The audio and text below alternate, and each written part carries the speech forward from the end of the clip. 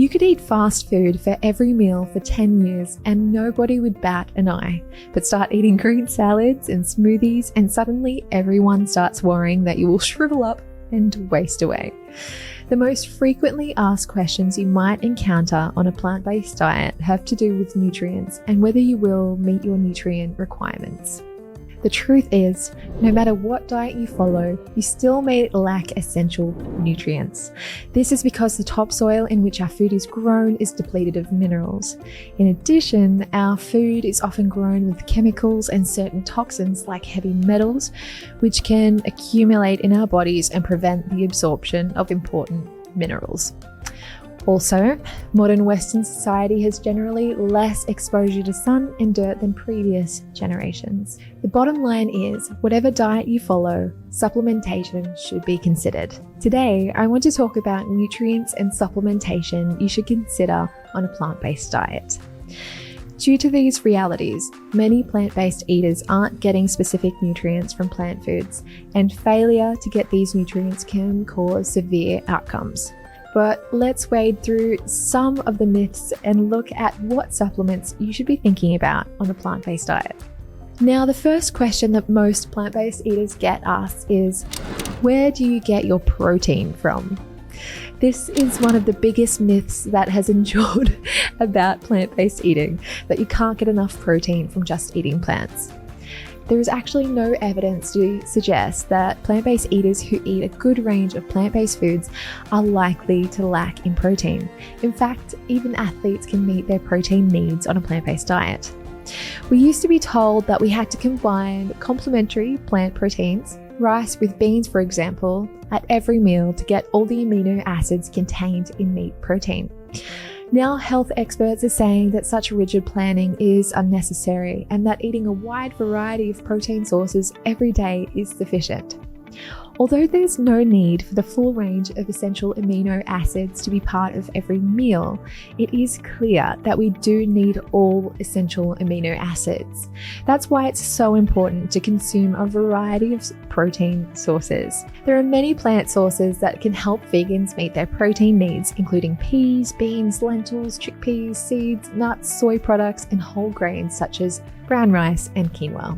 Calcium is another biggie. For years, we've also been told by the dairy industry and the media that we need to drink cow's milk to get the calcium we need to keep our bones and teeth strong.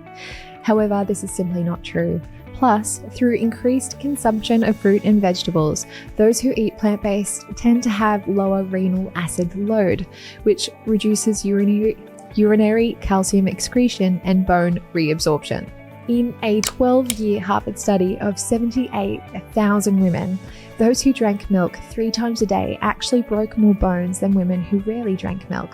The best sources of plant-based calcium come from nuts and seeds, such as sesame seeds, or you can consume it as tahini, or from legumes, or by having foods like tofu. You can also get calcium from green leafy vegetables, but you would have to consume a lot of it to get significant intakes. I will also say that recent studies from Australia have indicated that both people who consume dairy products and those who don't were both not meeting calcium requirements. So it's really important to think about calcium containing foods. I will also say that calcium fortified products such as soy milk are a good alternative to dairy. So be sure to check the label that that particular product has been calcium fortified, because not all soy milks or alternative milks are required to do so. The next nutrient is iron. Now, this is an interesting one.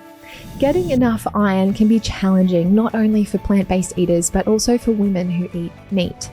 Now, while the iron in meat, which is called heme iron, is more readily absorbed than the kind found in plant foods, you can have too much. In fact, heme iron induces a pro-inflammatory environment as it triggers the production of reactive oxygen species, oxidizes lipids and proteins, and can cause DNA damage.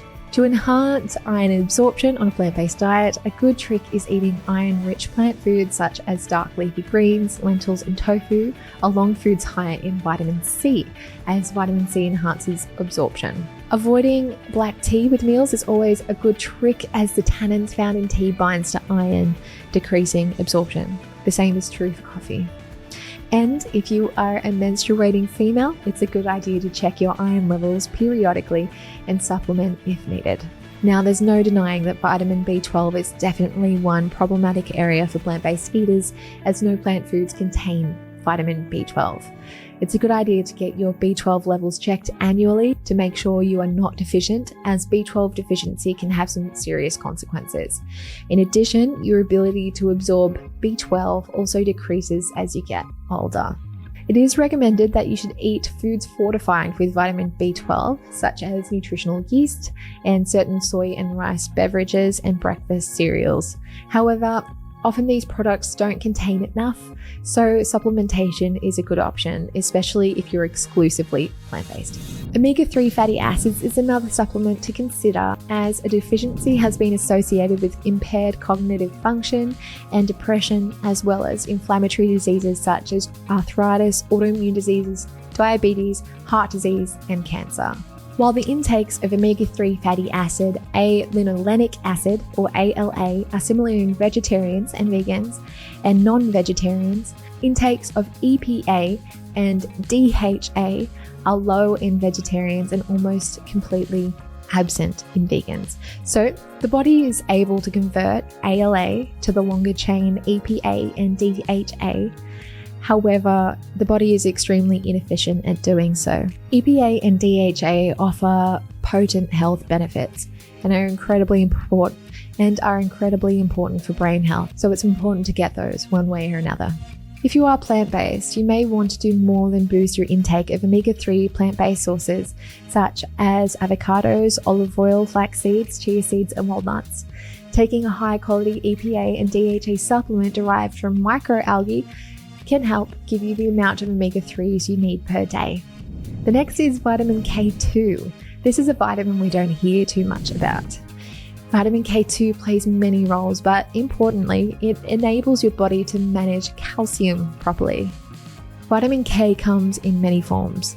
Although we may consume plenty of K1 in a typical plant-based diet, we may be deficient in K2, which is only found in a few plant-based foods, such as the fermented food, natto, and sauerkraut, and certain animal products, such as butter, meat, and egg yolks. Our bodies can convert K1 to K2, but it's uncertain how much is being converted, and our bodies produce less K2 as we age. Therefore, daily consumption of K2 is not a bad idea. The last nutrient we're going to mention to watch out for on a plant-based diet is zinc. Zinc is an essential trace mineral that is most well known for its role in immune function.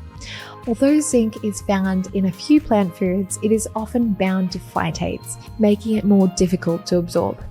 In fact, the absorption rate for zinc from food ranges from 16 to 50%, and zinc absorption also decreases as you age. So, supplementing with zinc may be the best option for plant-based eaters and older adults in general. And that's it, folks. Those who choose to go plant-based often do for various reasons, whether it's a choice based on health, personal preference, animal rights, or for environmental reasons.